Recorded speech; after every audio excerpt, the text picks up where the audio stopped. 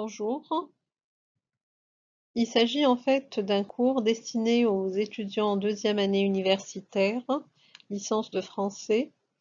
Il s'agit d'un cours de grammaire de la langue d'étude 2, séquence 2, TD 4. L'objet du cours d'aujourd'hui est la phrase. Et pour commencer, je vais vous présenter le plan du cours. Nous allons commencer dans un premier temps par les différentes natures de phrases, à savoir la phrase simple, la phrase composée. Et dans la phrase composée, nous avons les propositions indépendantes coordonnées et les propositions indépendantes juxtaposées. Ensuite, nous passerons à la troisième nature de phrase. Il s'agit de la phrase complexe, à travers laquelle nous allons étudier les conjonctions de subordination et je vous présenterai le schéma global des propositions subordonnées.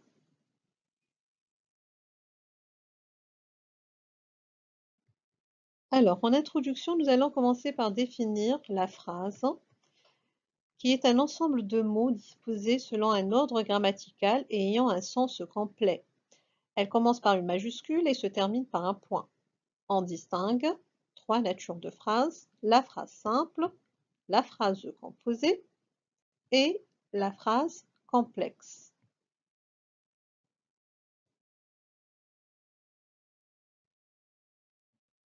La phrase simple. Quelle est la définition de la phrase simple? C'est une phrase formée d'une seule proposition qui contient un seul verbe conjugué. Exemple, il menace de pleuvoir. Ici, nous avons le verbe menacer, un seul verbe conjugué, le verbe pleuvoir est à l'infinitif. Donc, la phrase est simple. Il partira ce soir avant minuit en bus. Cette phrase est en apparence un peu longue, mais elle est simple. Pourquoi? Parce qu'il y a un seul verbe conjugué. Il s'agit du verbe partir. Partira. Les autres éléments avant minuit, en bus, il n'y a pas de verbe. Ce sont des groupes nominaux ou prépositionnels.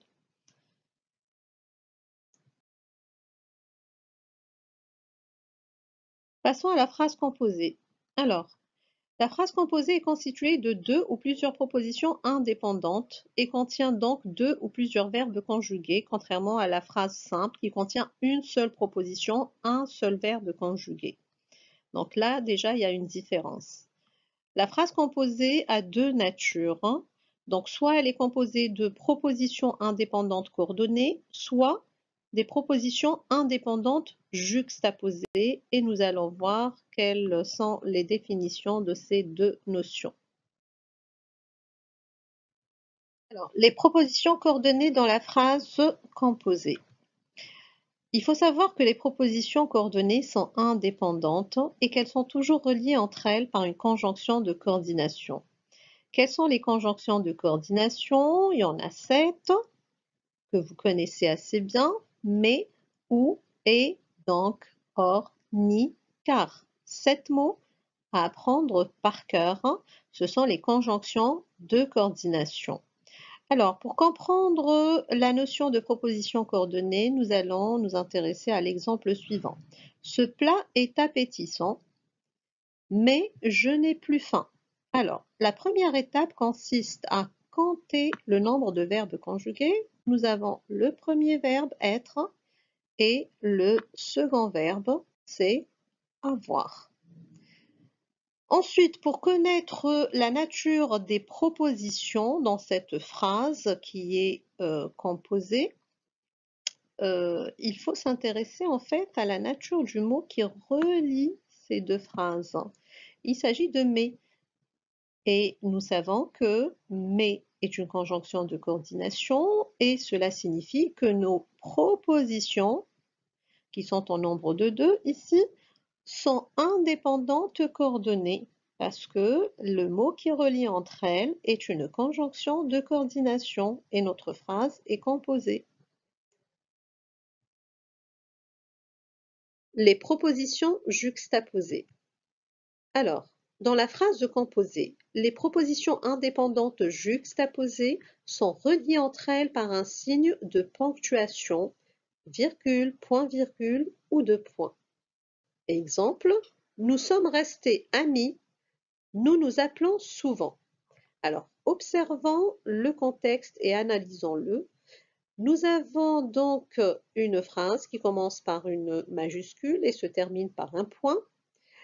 Nous allons compter le nombre de verbes. Il se trouve que dans la première partie de la phrase, nous avons le verbe sommes restés et dans la seconde partie, nous appelons.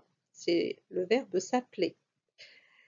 Deux verbes conjugués égale deux propositions. Quelle est la nature de la proposition? Cela dépend, on a dit, du mot qui relie entre les deux propositions. Or, ici, nous n'avons pas de mot, nous avons un signe de ponctuation et cela signifie que les propositions dans cette phrase composée sont indépendantes juxtaposées. Alors, j'insiste sur le mot indépendante. Cela signifie que la première proposition est indépendante de la seconde, c'est-à-dire que l'on peut éliminer une partie sans pour autant toucher à l'intégrité sémantique de l'autre. C'est-à-dire que je peux tout à fait dire « nous sommes restés amis », c'est une phrase entière de sens complet. Nous nous appelons souvent idem. Nous allons passons à la phrase complexe.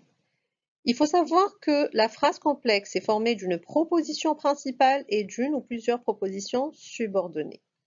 Alors, ces deux notions, nous allons les comprendre à travers les exemples suivants.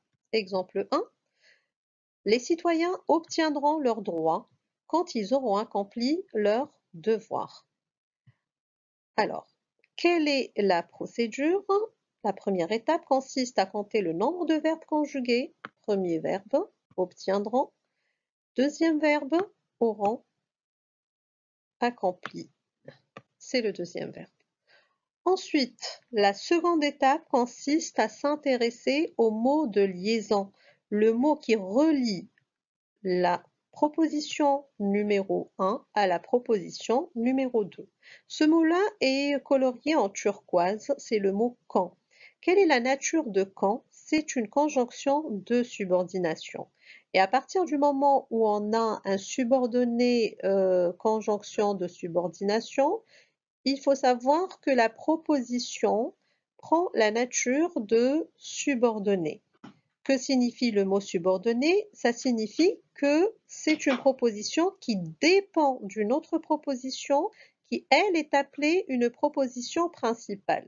Alors, comment savoir où commence, comment délimiter en fait la proposition subordonnée? Il faut savoir qu'elle commence toujours à partir de ce mot introducteur, ce subordonnant, donc à partir de quand, le quand est inclus, quand ils auront accompli leur devoir, nous avons dégagé notre proposition subordonnée et ce qui reste, les citoyens obtiendront leurs droits, c'est la proposition principale à laquelle est rattachée la subordonnée et sans laquelle elle ne peut exister.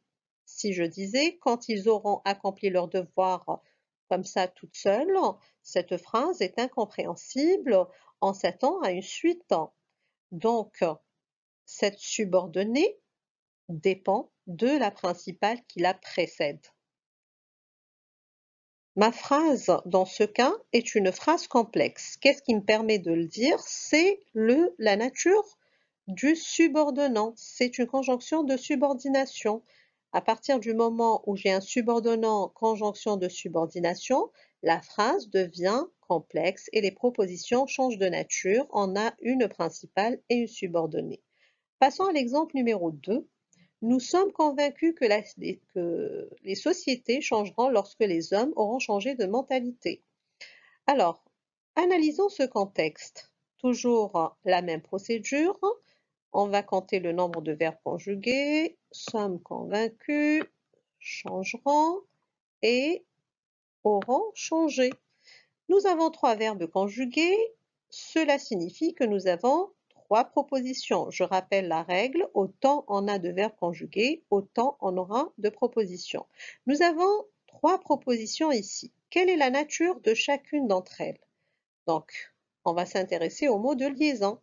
Donc, les subordonnants. Les subordonnants, nous en avons 2. Le premier, c'est que. C'est une conjonction de subordination. Alors, que les sociétés changeront. Voilà notre première proposition subordonnée. Ensuite, nous avons un autre subordonnant, pardon, qui est lorsque, qui est une conjonction de subordination qui va introduire la deuxième proposition subordonnée. Qu'est-ce qui nous reste? Il nous reste, nous sommes convaincus, c'est la principale. Je rappelle que la principale ne contient aucun subordonnant, elle est toujours vierge. Et les deux autres propositions, en fait, sont rattachées à cette même principale. Ici, on a deux propositions subordonnées rattachées à une seule proposition principale. Quelle est la nature de cette phrase? Il s'agit d'une phrase complexe puisque les subordonnants sont des conjonctions de subordination.